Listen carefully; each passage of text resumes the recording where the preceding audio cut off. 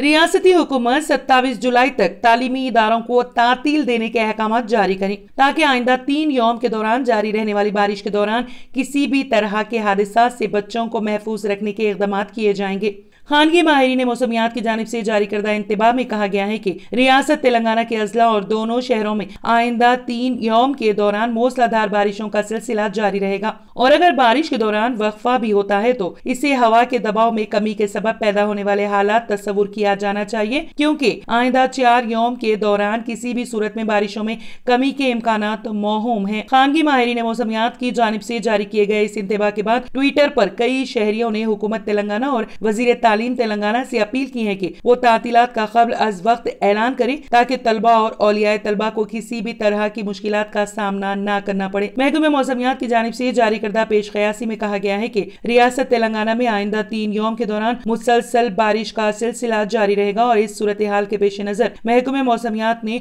Orange alert जारी किया हुआ है। लेकिन खानगी माहिरीन मौसमियात ने हुकूमत के लिए जारी की गई तजवीज़ में 27 जुलाई तक स्कूलों को तातील देने का मशवरा देते हुए कहा कि रियासती हुकूमत को मुजवजा मौसम के खतरात से महफूज रहने के लिए इक़दाम करने चाहिए।